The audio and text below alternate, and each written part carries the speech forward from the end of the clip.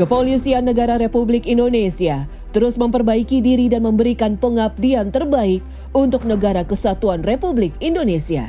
Saat ini, Kepolisian Negara Republik Indonesia membentuk beberapa satuan tugas. Satgas Nusantara, sebuah satuan tugas milik Polri yang bertugas menjaga situasi keamanan dan ketertiban Pesta Demokrasi Pemilu Serentak 2019 agar tetap aman, damai, dan sejuk. Satgas Anti Mafia Bola bertugas membongkar praktek match fixing yang terjadi di dunia persepakbolaan tanah air. Satgas Bantuan Sosial atau Bansos bertugas untuk mengamankan dan membantu Kementerian Sosial Republik Indonesia Operasi Nemangkawi, sebuah operasi kepolisian yang bertugas memajukan masyarakat di Papua, khususnya di bidang pendidikan untuk mutiara-mutiara bangsa dan kesejahteraan masyarakat. Selain itu, Ops Nemangkawi juga melaksanakan penegakan hukum kepada kelompok kriminal bersenjata.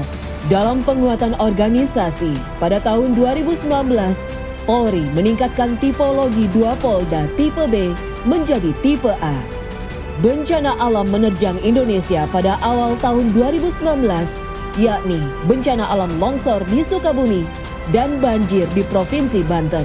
Pada Februari 2019, Mark Plus Insight merilis indeks kepuasan dan kepercayaan publik terhadap Polri meningkat. Polri juga terus hadir di tengah masyarakat, juga aktif mengirimkan pasukan perdamaian ke beberapa negara di bawah naungan PBB.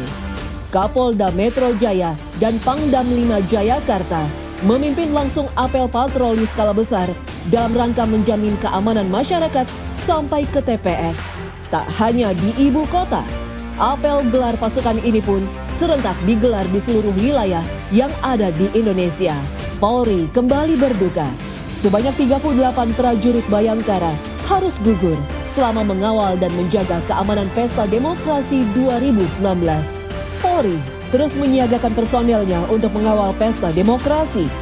Meski pada 21 dan 22 Mei terdapat aksi massa yang melakukan tindakan anarkis serta mengganggu ketertiban.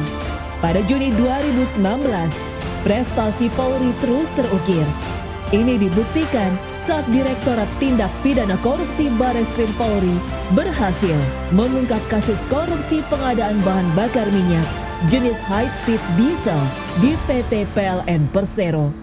Kompol Aditya Mulya, sosok Bayangkara yang kala itu menjabat sebagai Kasat Reskrim Polres Wonogiri, harus mengalami luka serius, di mana pengeroyokan itu terjadi di saat Kompol Aditya mencoba menghalau 2 kelompok massa yang akan bentrok.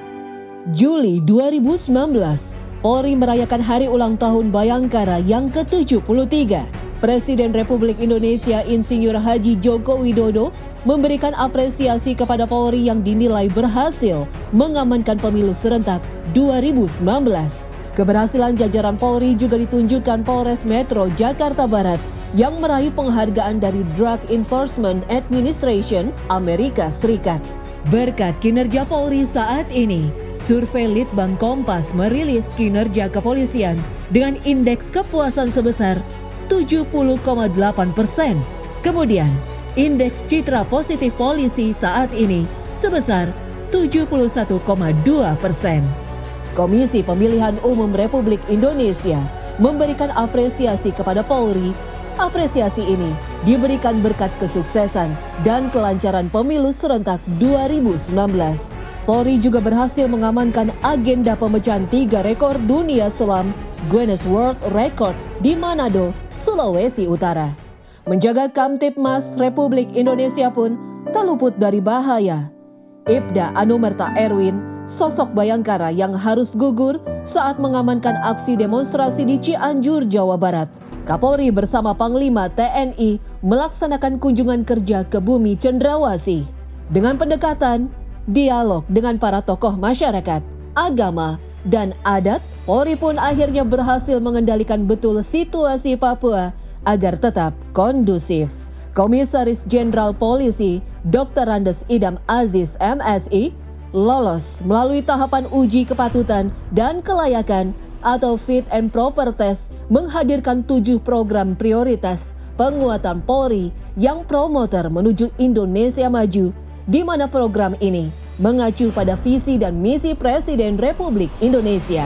Memasuki akhir Oktober 2019, Jenderal Polisi Profesor Haji Muhammad Tito Karnavian PhD pun resmi terpilih dan dilantik Presiden Republik Indonesia menjadi Menteri Dalam Negeri.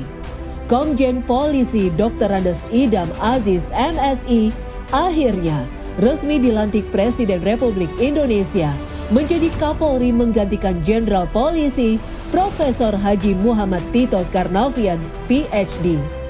Di bawah kepemimpinan Jenderal Polisi Dr. Andes Idam Aziz MSI, Polri juga terus bersinergi dengan kementerian lembaga di Indonesia.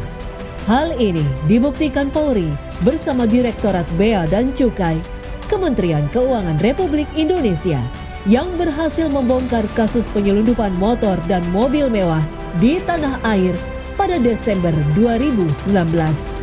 Hal ini juga berkaitan dengan modernisasi Polri di bidang IT berupa pembangunan Command Center di Mabes Polri dan 24 Polda jajaran, integrasi aplikasi online Polisiku dan layanan polisi 110 dengan SIM online dan SKCK online, aplikasi e-manajemen penyidikan, Samsat online, 37 Satpas prototipe di seluruh Indonesia, penerapan e-tilang di seluruh 34 Polda, dan inovasi portal pengaduan masyarakat seperti patrolisiber.id.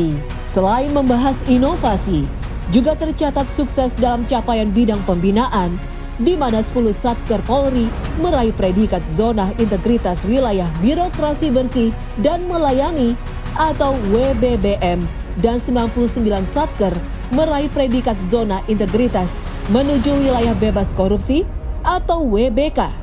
Kapolri, Kapolda Metro Jaya, dan Kakor Lantas Polri meraih rekor muri karena dinilai berhasil menerapkan sistem tilang elektronik dan meluncurkan inovasi-inovasi baru berbasis teknologi untuk pelayanan publik seperti e-drives, Satpam Mantap, dan Health Renakta.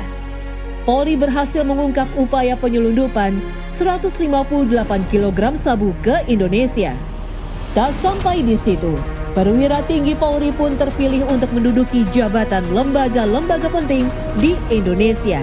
Polri turut berpartisipasi mengirimkan personel terbaiknya sebagai atlet yang mewakili Indonesia untuk berlaga pada ajang SEA Games 2019. Polri sukses mengamankan Hari Raya Natal 2019 dengan operasi lilin yang diselenggarakan serentak oleh jajaran Polri di seluruh penjuru tanah air. Melalui fungsi Binmas, Polri menjelma menjadi sahabat masyarakat yang selalu ada di setiap masyarakat membutuhkan. Terbukti hadir untuk seluruh elemen masyarakat hingga ke pelosok negeri, dari bidang perekonomian hingga pendidikan. Fungsi Binmas selalu hadir untuk masyarakat Republik Indonesia.